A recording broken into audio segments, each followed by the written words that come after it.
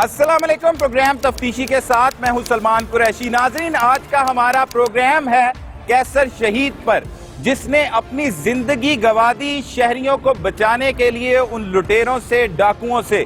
सुंदर के इलाका में चंद रोज कबल एक ऐसा अफसोसनाक वाकया पेश आया जिसमें मुहाफिजों ने डाकुओं के साथ बाकायदा तौर पर मुकाबला किया और एक पुलिस का मुहाफिज सीने पर गोलियां लगने से जिंदगी की बाजी हार गया।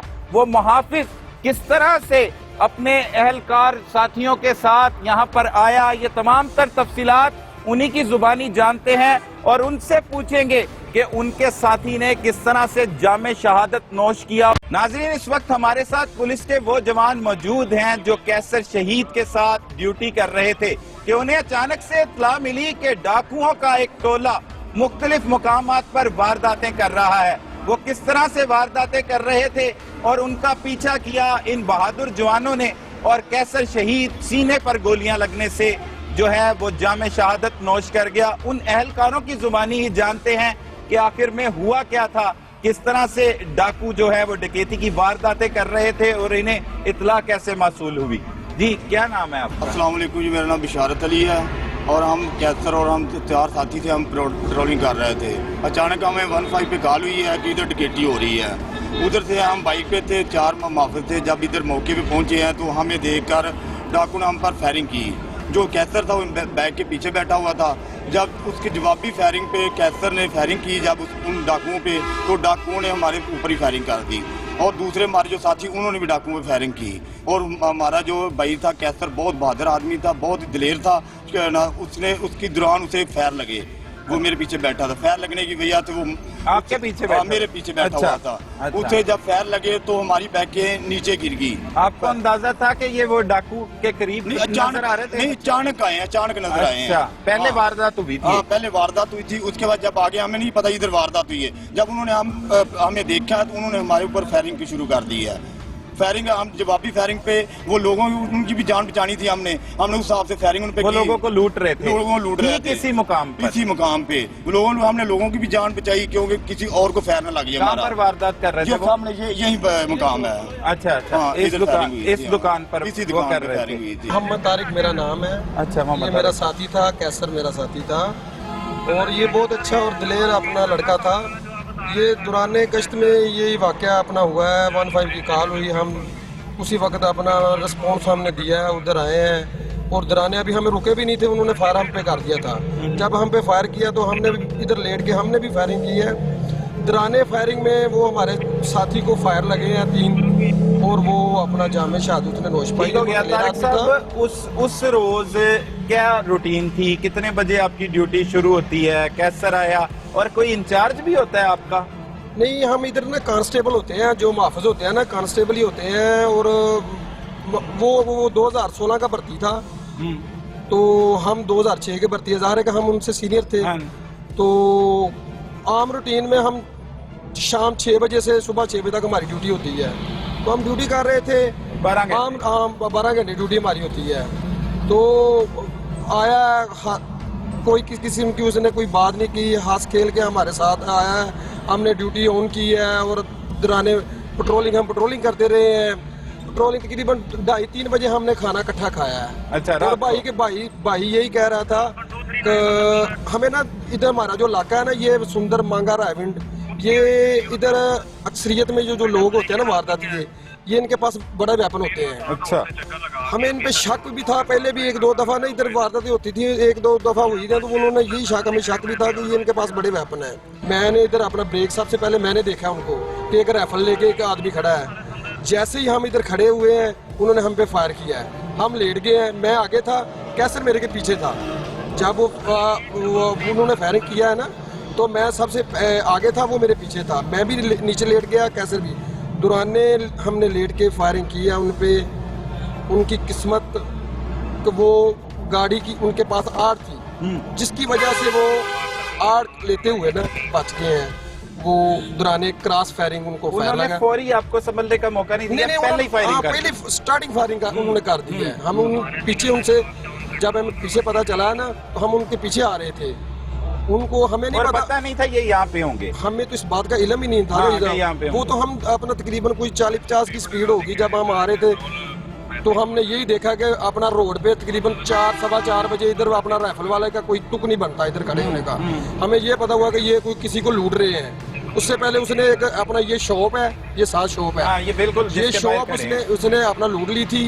और वो एक वो बुत कितने वाला थे? ट्रैक था, कितने थे डाकू? वो 3 अदद थे। 3 थे डाकू। 3 अदद ठीक वो है। डाकू थे। उनके पास बड़े वेपन थे, बड़े उनके पास वेपन थे। और उन्होंने हमें इधर खड़े होने का मौका ही नहीं दिया। फायरिंग हमने शुरू। हाँ जब ही ब्रेक लगाई बाइक की, उसी दौरान उन्होंने फायरिंग बाइकें गिरे भी हैं आप। हाँ बिल्कुल ये जी इस जी जी मुकाम जी पे। हम हाँ। मैं आगे था, कैसर पीछे था, कैसर इस भाई के पीछे बैठा हुआ था। मैं उधर दूसरी साइड पे मैं बाइक चला रहा था, ये मेरे पीछे बैठा हुआ था। मैं और कैसर दोनों नीचे गिर गए हैं। नीचे गिरते ही हमने फायर किए हैं। उनके पास गाड़ी थी, ये जो लूट रहे थे ना दूध वाली गाड़ी, उसकी उन्होंने आड़ ली हुई थी और उसका उन्होंने फायदा उठाया है। जिसकी वजह से वो बच निकले। वो बच निकले। नहीं तो वो काबू आ सकते थे। इंशाल्लाह ताला कोई बात नहीं, हम आज भी इस मुल्क के लिए, इस अवाम के लिए, अपनी जानो माल इनकी हिफाजत के लिए आज भी तैयार हैं। इंशाल्लाह ताला हम अपनी भी, अगर हमारी उनके साथ किसी किस्म की फिर कोई आमना सामना था, हम आज भी तैयार हैं उनके लिए। हमें कोई खौफ नहीं है किसी किस्म का, हम आज भी तैयार हैं। और इंशाल्लाह ताला इन अवाम की इज्जत और माल जान की हिफाजत के लिए हमेशा तैयार रहेंगे। आपके साथी ने शहादत का रुतबा हासिल किया, उसके वालिद भी शहीद थे, मतलब उसके बाद भी कोई खौफ, डर, नौकरी करते हुए कोई ऐसा महसूस वो होता ना है? अक्सर हमारे साथ यही कहता था कि मेरा वालिद शहीद हुआ है, ठीक है ना। पहले भी वो उधर बम धमाके में शहीद हुआ था। मेरा वालिद बहुत दिलेर आदमी था। इंशाल्लाह अगर इन डाकुओं या किसी वजह तो मैं जान की दरेग नहीं करूँगा। वो बहुत बात है। इसी तरह कहता है अगर मेरा डाकुओं का मुकाबला हो गया तो मैं इंशाल्लाह इनको ना पूरे बुरा अंजाम तक पहुंचाऊंगा। कितनी देर से आप इकट्ठे ड्यूटी कर रहे हम थे? तकरीबन 1.5 माह से इकट्ठी ड्यूटी कर रहे हैं। 1.5 माह। हाँ जी, 1.5-2 माह हो गए थे। अच्छा। हाँ, तो उसी दिन अचानक ये काम हुआ, 15 पे कॉल हो गई है, तो ये भाई हमारा शहीद हो गया है। पहले कहाँ पे वारदात की है इन्हीं डाकुओं ने? मोलनवाल पे, मोलनवाल। पीछे मोलनवाल स्टॉप है, उधर उन्होंने वारदात की है। है। वारदात करके उधर से भागे हैं, इधर आ गए हैं। हमें तो पता नहीं इधर वारदात हो रही है। जब इधर मौके पे पहुंचे हैं तो फिर सामने ना डाकू, हमें नहीं पता वो डाकू है या क्या, वो हमने समझा सिक्योरिटी गार्ड है शायद है। उनके पास ना वो पंप थी उनके पास, हमने सिक्योरिटी गार्ड है।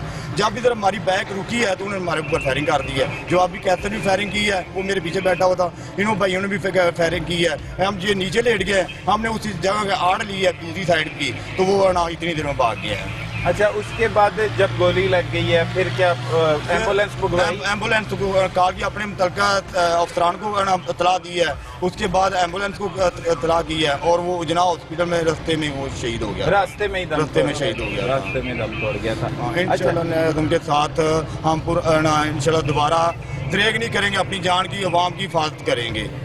आपको फख्र है आपके साथ? फख्र है कि हमें भी शायद शहादत इस वाक़े में हो जाती है। हाँ जी, ये तो किस्मत वाले और नसीब वालों को होती है ना जी। ये शहादत होती है तो वो किस्मत वाले, वो नसीब वाले लोग होते हैं जिसको ये शहादत मिलती है। हमें फख्र है उस पे। उसके सीने पे गोलियां लगी हैं, उसकी पीछे नहीं, उसके लगी, सीने पे लगी हैं। अल्हम्दुलिल्लाह हमें उस पे फख्र है। अल्लाह ताला उसको जन्नत फिरदौस में आला मकाम अता फरमाए। और यही हमारी भी यही ख्वाहिश है कि हम भी इधर इस तरह ड्यूटी करें। अच्छा भाई, आप 5 साल का अरसा गुजारा, ये भाई तो साथ ड्यूटी कर रहे थे सिर्फ, क्या कैसर की बातें क्या कहता होता था अक्सर? बहुत ही अच्छा लड़का आप था।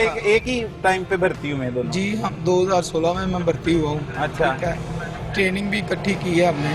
उसके बाद हम पीसी में आ गए हैं। पीसी में ओरी लाइन में इकट्ठी ट्रेनिंग करते रहे हैं। उसके बाद हमें पीसी जब कंप्लीट हुई है, उसमें एक विंग SSU का विंग है, उसमें हमारा नाम डाल गया। उसमें भी हम एक साथ इकट्ठी सुबह टाइम नौकरी करते थे। हमें एक जैसे कि एक बरादराना भाईचारा नहीं, जैसे भाइयों की तरह उसके साथ में रहा हूँ। मतलब बातें क्या करता था? कैसे? बहुत अच्छी अच्छी बातें करता था। बहुत ही ना शुगली बंदा था, बहुत ही हंसमुख बंदा था। हर बंदे के साथ उसने एकदम से ऐसे ना फ्रेंकली हो जाना होता था। हर बंदे के साथ उसका, किसी के साथ उसका कोई दुश्मनी नहीं थी। किसी के साथ, जिस बंदे के साथ भी एक दफ़ा मिलता था ना, उसको फुल्ली फ्रेंकली उसके साथ हो जाता था। बहुत अच्छा लड़का था। बहुत ही अच्छा और लड़का। इतला भी आप ही ने दी थी घर पे? जी मेरे पास उसका फ़ोन था, मैं ही उसके साथ हॉस्पिटल गया था एम्बुलेंस में बैठ के, और मैंने ही उसके भाई को उसके भाई का मुझे फ़ोन आया था, मैंने बताया था उनको, उन्होंने मुझे पूछा सही बतानी है जो बात है। मैंने उनको कहा भाई आपका भाई ना जान की बाजी हार गया, शहीद हो गया आपका भाई। तो वो फिर उसी टाइम इधर जनाब हॉस्पिटल में ना कह रहे हम आ रहे हैं, तब तक मैं उधर ही रहा हूँ।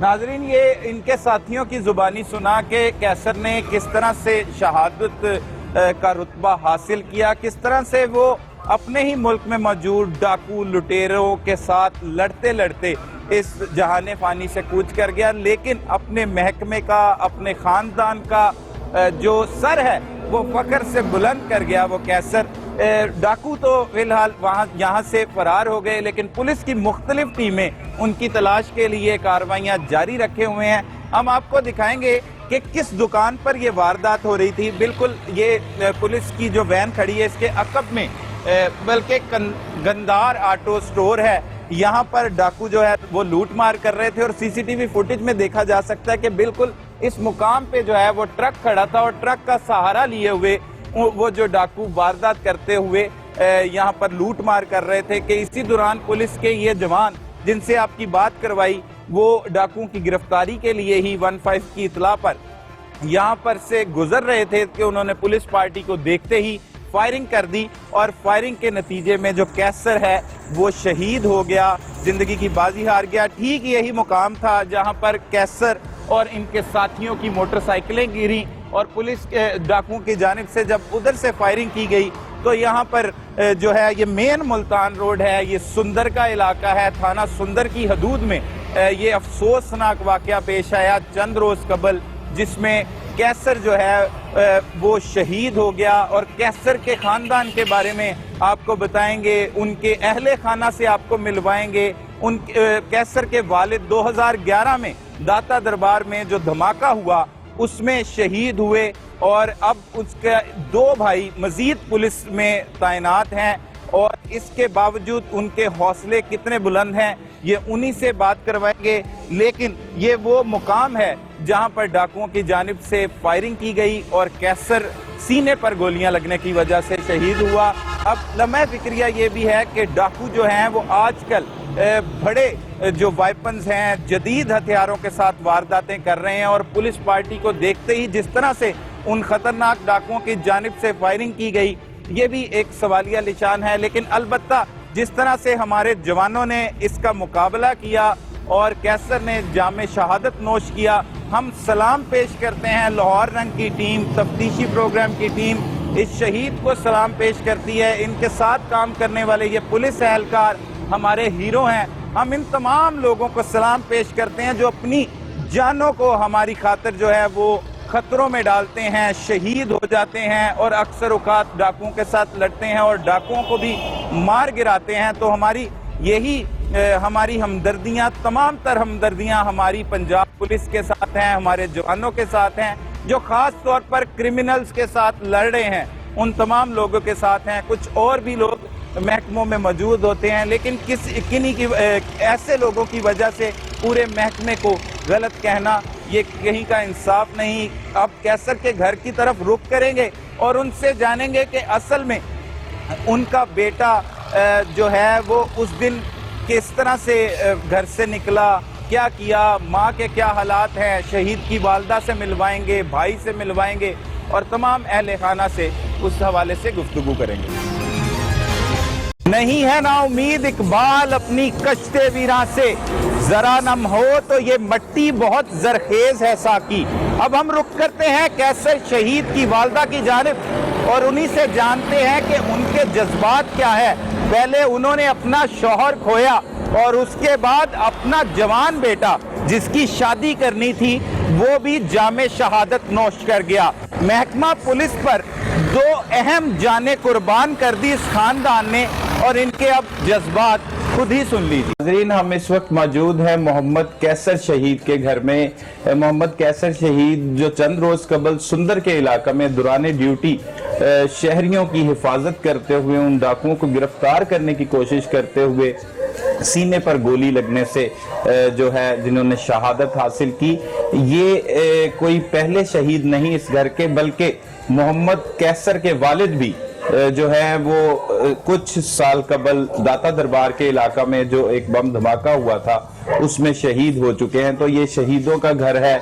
उनके 2 बेटे उसके बाद पुलिस में गए और एक जो मोहम्मद कैसर जिसकी उम्र सिर्फ महज 25 बरस थी, वो लोगों की हिफाजत करते हुए इस जहाने फानी से कूच कर गए। हमारे साथ इस घर में जो सरबराह है उनकी वालिदा ही हैं और शहीद की वालिदा, शहीद की बेवा हमारे साथ मौजूद है। माँ जी, बहुत अफसोसनाक वाक़या है। माँ जी, कितने बच्चे ਤੁਹਾਡੇ? 5 पुत्र, 5 मेरे बच्चे। और मेरा कैसर चला गया, हम मेरे को 4 2 बेटे 2 बेटियां। किन्नवे नंबर पे सी कैसर भाई? बड़ा फैसल से छोटा कैसर। कैसर तो छोटियां 2 बेटियां सन, तो उससे छोटा अहमद। कदों भर्ती हुए सी कैसर भाई? कैसर 5 साल हो गए हुए। 5 साल पहले भर्ती हुए सी। वालिद साहब दी जगह ते भर्ती हुए सी? नहीं, वो जगह ते फैसल लगे बड़े। अच्छा। तो कैसर तो फैसल तो बाद है 4-5 साल बाद ही लगा। जिस दिन जा रहे सी कोई बेटा है मां ਨੂੰ ਮਿਲਦਾ ਹੈ, ਕੋਈ ਮਿਲ ਕੇ ਗਏ ਸੀ ਤੁਹਾਨੂੰ ਕਿ ਉਂਝ ਡਿਊਟੀ ਤੇ ਚਲੇ ਗਏ? ਇਹ ਪੁੱਤਰ ਤਨ ਕੀ ਦੱਸੋ, ਜਦੋਂ ਜਾਂਦਾ ਸੀ ਮਿਲ ਕੇ ਜਾਂਦਾ ਸੀ। ਮੈਨੂੰ ਬਾਹਰ ਮੈਂ ਗੇਟ ਖੋਲਣਾ, ਮੇਰੇ ਪੁੱਤਰ ਨੂੰ ਮੈਂ ਆਪ ਲਗਾਉਣਾ ਗੇਟ ਖੋਲ ਕੇ, ਮੋਟਰਸਾਈਕਲ ਤੇ ਜਾਂਦਾ। ਨਿਕਲਣ ਲੱਗਾ ਬਾਹਰ ਨੀਵਾਂ ਹੋ ਕੇ ਮੈਂ ਉਹਦੀ ਕੋਸ਼ਿਸ਼ ਹੁੰਦੀ ਸੀ ਪੈਰਾਂ ਨੂੰ ਹੱਥ ਲਾਵਾਂ। ਮੈਂ ਕਿਸ ਤਰ੍ਹਾਂ ਬੱਚਿਆਂ ਨੂੰ ਪਾਲਿਆ, ਵੱਡਾ ਕੀਤਾ, ਕੋਈ ਕਮੀ ਤੇ ਬੜੀ ਮਹਿਸੂਸ ਹੁੰਦੀ ਹੋਈ? ਪੁੱਤਰ ਕਮੀ ਤੇ ਉਹਦੀ ਪੂਰੀ ਜ਼ਿੰਦਗੀ ਚ ਨਾ ਗੱਭੂ ਦੀ ਪੂਰੀ ਨਹੀਂ ਹੋ ਸਕਦੀ। ਬੱਚੇ ਪਾਲਣ ਵਾਲਾ ਤੇ ਮੇਰਾ ਮਾਲਕ ਹੀ। ਤੇ ਸ਼ੁਕਰ ਅੱਲਾਹ ਪਾਕ ਦਾ, ਤਨਖਾਹ ਉਹਦੀ ਆਉਂਦੀ ਸੀ, ਪੂਰੀ ਤਨਖਾਹ ਦਿੰਦੇ ਸੀ ਉਸ ਵਕਤ। ਫਿਰ ਉਹਨਾਂ ਪੈਸੇ ਵੀ ਉਂਝ ਦਿੱਤੇ, ਤਨਖਾਹ ਪੂਰੀ ਹਜੇ ਤੱਕ ਨਹੀਂ ਦਿੰਦੇ ਸਨ। ਤੇ ਗੁਜ਼ਾਰਾ ਬਹੁਤ ਸੋਹਣਾ ਹੁੰਦਾ ਸੀ ਪਿਆ। ਬੱਚੇ ਸਰ ਮੈਂ ਚਲੋ ਇਹਨਾਂ ਦਾ ਅੱਬੂ ਤੇ ਚਲਾ ਗਿਆ, ਚਲੋ ਬੱਚੇ ਅੱਲਾਹ ਨੇ ਤੰਦਰੁਸਤ ਜ਼ਿੰਦਗੀ ਦੇਵੇ, ਇਹਨਾਂ ਨੂੰ ਪੜ੍ਹਾਇਆ ਲਿਖਾਇਆ। ਉਹ ਵੀ ਮੁੜ ਕੇ ਫਿਰ ਫੈਸਲ ਆਪਣੇ ਅੱਬੂ ਜਗ੍ਹਾ ਤੇ ਭਰਤੀ ਹੋ ਗਿਆ। ਕੈਸਰ ਆਖੇ ਮੰਮੀ ਹੋਣਾ, ਕੈਸਰ ਵੀ ਹੋ ਗਿਆ। ਉੱਥੇ ਦੁਨੀਆ ਨੂੰ ਬਚਾਉਂਦਿਆਂ ਪਹਿਲਾਂ ਪਿਓ ਚਲਾ ਗਿਆ ਤੇ ਹੁਣ ਇਹਨਾਂ ਦਾ ਪੁੱਤਰ ਹੈ ਤੇ ਉਹ ਵੀ ਪਿੱਛੋਂ ਨੇ। ਦੁਨੀਆ ਦੀ ਖਾਤਰ, ਵਾਮ ਦੀ ਖਾਤਰ ਉਹ ਆਪਣੀ ਜਾਨ, ਮੇਰਾ ਮੀਆਂ ਵੀ ਦੇ ਗਿਆ ਤੇ ਮੇਰਾ ਬੇਟਾ ਵੀ ਆਪਣੀ ਜਾਨ ਦੇ ਗਿਆ। ਕਿੰਨੀ ਉਮਰ ਸੀ ਕੈਸਰ ਭਾਈ? ਬੱਚੇ ਦੀ 25 ਸਾਲ ਉਮਰ ਸੀ। ਹਾਂ, ਇਹ ਕਰਨੀ ਸੀ ਮੰਗਣੀ ਹੋਈ ਸੀ ਉਹਦੀ, ਮੈਂ 12 ਰਬੀਉ ਅव्वल ਚ ਉਹਦੀ ਸ਼ਾਦੀ ਕਰਨੀ। ਸਰਦੀ ਮੈਂ ਕਿਹਾ ਆ ਜਾਏਗੀ ਤੇ ਫਿਰ ਸ਼ਾਦੀ ਕਰਾਂਗੇ। ਅੱਲਾਹ ਨੂੰ ਮਨਜ਼ੂਰ ਨਹੀਂ ਹੋਇਆ, ਜਦੋਂ ਸ਼ਾਦੀ ਨਹੀਂ ਹੋਈ ਫਿਰ ਐਡਾ ਮੇਰਾ ਜਵਾਨ ਪੁੱਤਰ ਚਲਾ ਗਿਆ। ਮਾਂ ਜੀ, ਉਸ ਸ਼ਹਾਦਤ ਤੋਂ ਬਾਅਦ ਕੋਈ ਅਫਸਰ ਆਏ ਘਰ ਦੇ ਵਿੱਚ, ਕੋਈ ਹਕੂਮਤੀ ਸ਼ਖਸੀਅਤ ਆਏ ਹਾਂ, ਆ ਕੇ ਪੁੱਛਿਆ ਤੁਹਾਨੂੰ ਕੁਝ? ਪੁੱਛਦੇ ਪੁੱਤਰ ਉਹ ਬੜਾ ਉਹਨਾਂ ਪੁੱਛਿਆ। ਹੁਣ ਅਸੀਂ ਉਹਨਾਂ ਨਾਲ, ਇਹਨਾਂ ਦਾ ਅੱਬੂ ਸ਼ਹੀਦ ਹੋਏ ਨੇ, ਉਹਨਾਂ ਉਦੋਂ ਸਾਨੂੰ ਬਹੁਤ ਪੁੱਛਿਆ। ਅੱਛਾ। ਹਰ ਵਕਤ ਹਰ ਕੰਮ ਤੇ ਈਦ ਸ਼ਬਰਾਤ ਹੋ ਗਈ, ਇਸ ਟਾਈਮ ਤੇ ਵੀ ਪਹੁੰਚਦੇ। ਕੋਈ ਇਹਨੇ ਸਾਨੂੰ ਕੋਈ ਤੁਹਾਨੂੰ ਪਰੇਸ਼ਾਨੀ ਹੋਵੇ, ਕੋਈ ਤੰਗ ਵੀ ਤੁਹਾਨੂੰ ਕਰੇ, ਸਾਨੂੰ ਘਰ ਬਹਿ ਕੇ ਇੱਕ ਫੋਨ ਹੀ ਕਰ ਦੋ, ਤੁਹਾਨੂੰ ਆਉਣ ਦੀ ਜ਼ਰੂਰਤ ਨਹੀਂ। ਕੋਈ ਨਹੀਂ, ਅੱਲਾਹ ਪਾਕ ਸ਼ੁਕਰ ਬੱਚੇ ਮੇਰੇ ਨੇਕ ਸਨ, ਅੱਜ ਤੱਕ ਕਿਤੇ ਅਲਾਮਾ ਨਹੀਂ ਨਾ, ਨਾ ਕਿਤੇ ਲੜਾਈ ਨਾ ਝਗੜਾ। ਤੇ ਥਾਣੇ ਜਾਣ ਦੀ ਸਾਨੂੰ ਜ਼ਰੂਰਤ ਨਹੀਂ ਪਈ। ਇਹਨਾਂ ਦਾ ਅੱਬੂ ਵੀ ਬੜੇ ਨੇਕ ਸਨ, ਕਿਉਂਕਿ ਮੇਰੇ ਬੱਚੇ ਵੀ ਬਹੁਤ ਬੀਬੀ ਆਪਣੇ ਅੱਬੂ ਵਰਗੇ। ਤੇ ਉਹ ਵੀ ਸ਼ਹੀਦੀ ਰੁਤਬਾ ਪਾ ਗਿਆ, ਬੇਟਾ ਵੀ ਪਾ ਗਿਆ। ਚਲੋ ਅੱਲਾਹ ਪਾਕ ਖੁਸ਼ ਹੋਵੇ, ਸਾਡੀ ਖੈਰ। ਇੱਕ ਹੋਰ ਛੋਟਾ ਬੇਟਾ ਪੁਲਿਸ ਚ ਜਾਣ ਦਾ ਖੁਆਇਸ਼ਮੰਦ ਹੈ, ਉਹ ਵੀ ਤਿਆਰ ਹੋ ਕੇ ਬੈਠਾ। ਉਹ ਵੀ ਆਂਦਾ ਮੈਂ ਵੀ ਨਹੀਂ ਹਟਣਾ। ਇਸ ਤਰ੍ਹਾਂ ਤੇਰਾ ਕੋਈ ਚੋਰ ਡਾਕੂ ਆਏਗਾ ਸਾਨੂੰ ਛੱਡਣਾ, ਉਹਨਾਂ ਨੂੰ ਮਾਰ ਕੇ ਛੱਡਾਂਗੇ। ਉਹ ਬੜਾ ਦਲੇਰ ਸੀ, ਬਹਾਦਰ ਸੀ, ਡਰਦਾ ਨਹੀਂ ਸੀ। ਮੈਂ ਕਈ ਦਫਾ ਕਹਿਣਾ ਕਿ ਅਸਲ ਚੋਰ ਬੜੇ ਨੇ, ਚੋਰਾਂ ਕੋਲ ਬੜਾ ਅਸਲਾ ਹੁੰਦਾ ਹੈ। ਤੁਹਾਡੇ ਕੋਲ ਤੇ ਚਲੋ ਆਪਣਾ ਤੁਸੀਂ ਹਿਸਾਬ ਦੇ ਚਲਾਉਣਾ ਹੁੰਦਾ, ਜਰਾ ਪੁੱਤਰ ਧਿਆਨ ਨਾਲ ਆਖਣਾ, ਡਰ ਨਹੀਂ ਹੁੰਦਾ। ਗੱਲਾਂ ਕਰਦੇ ਸੀ ਇਹੋ ਜਿਹੀਆਂ? ਮਤਲਬ ਤੁਸੀਂ ਬੜਾ ਮੇਰਾ ਪੁੱਤਰ ਰੌਣਕੀ ਸੀ। ਸਾਰੇ ਅੱਲਾਹ ਦਾ ਮੁਹੱਬਤ ਪਿਆਰ ਪਤਾ ਨਹੀਂ ਉਹਨੇ ਰਹਿਣਾ ਨਹੀਂ ਸੀ। ਭਰਾਵਾਂ ਨਾਲ ਵੱਖਰਾ, ਭੈਣਾਂ ਨਾਲ ਜਿੰਨਾ ਪਿਆਰ ਕਰਦਾ ਸੀ ਕੋਈ ਹਿਸਾਬ ਹੀ ਨਹੀਂ ਸੀ। ਤੇ ਮੇਰੇ ਨਾਲ ਕਰਨਾ, ਉਹਦੇ ਬਾਅਦ ਮੈਂ ਆਖਣਾ ਉਹਨੇ ਪਿਆਰ ਕਰਨਾ ਤੇ ਮੇਰੇ ਦਿਲ ਚ ਆਉਣਾ। ਮੈਂ ਆਖਣਾ ਜਦੋਂ ਮੈਂ ਮਰ ਗਈ ਨਾ ਤੇ ਇਹਨੇ ਰੋਣਾ ਬੜਾ। ਇਸ ਤਰ੍ਹਾਂ ਕਰਦਾ, ਮੋਬਾਈਲ ਚ ਮੈਨੂੰ ਨਾਲ ਬਹਾ ਕੇ ਗੱਲਾਂ ਕਰਦਾ। ਤੇ ਮੈਂ ਆਖਣਾ ਜਦੋਂ ਮੈਂ ਮਰ ਗਈ ਤੇ ਰੋਏਗਾ ਮੈਨੂੰ ਵੇਖ ਕੇ। ਮੈਨੂੰ ਪਤਾ ਨਹੀਂ ਸੀ ਮੇਰਾ ਪੁੱਤਰ ਮੈਨੂੰ।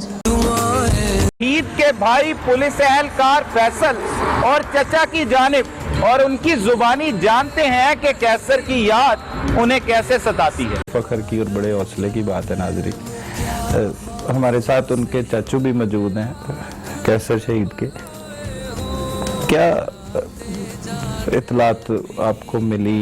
आपके भाई भी पहले इसी महकमे में, पुलिस महकमे में शहीद हो चुके हैं, आपके क्या तासुरात हैं इस पे?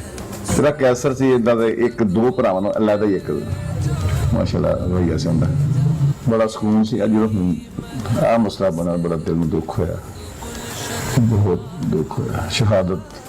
ਸ਼ਹਾਦਤ ਦਾ ਵੀ ਰੁਤਬਾ ਬੰਦੇ ਕੋਲ ਸਦਮਾ ਵੀ ਬਰਦਾਸ਼ਤ ਬਾਤ ਉਹਨਾਂ ਚਾਚੂ ਵੀ ਨਾਲ ਮੈਨੂੰ ਆਪਣਾ ਬੇਟੇ ਵੀ ਬਣਾਇਆ ਸੀ। अच्छा ਏਦਾਂ ਨਾ ਮੈਂ ਮੇਰੀ ਸ਼ੌਪ ਹੈ ਦੁਕਾਨ ਤੇ ਨੰਗਣਾ ਸੀ ਨਾ ਨਿੱਕੀ ਜਿਹੀ ਜੁਗਤ ਕਰਨੀ ਉਹ ਮੈਂ ਕਹਿੰਦਾ ਰਾਏ ਉਤਰੋ ਨਾ ਗੱਲ ਸੀ। ਹਾਂ ਕੈਸਰ ਅੱਜ ਤੂੰ ਮੈਨੂੰ ਜੁਗਤ ਕੀਤੀ ਔਰ ਚਾਚੂ ਮੇਰਾ ਚਾਚੂ ਨੇ ਤੇ ਮੇਰਾ ਦੋਸਤ ਨਹੀਂ ਵੇਲੇ ਨਹੀਂ ਇਸ ਤਰ੍ਹਾਂ ਬੜਾ ਮਜ਼ਾ ਹੀ ਆ ਜਾਂਦਾ ਸੀ।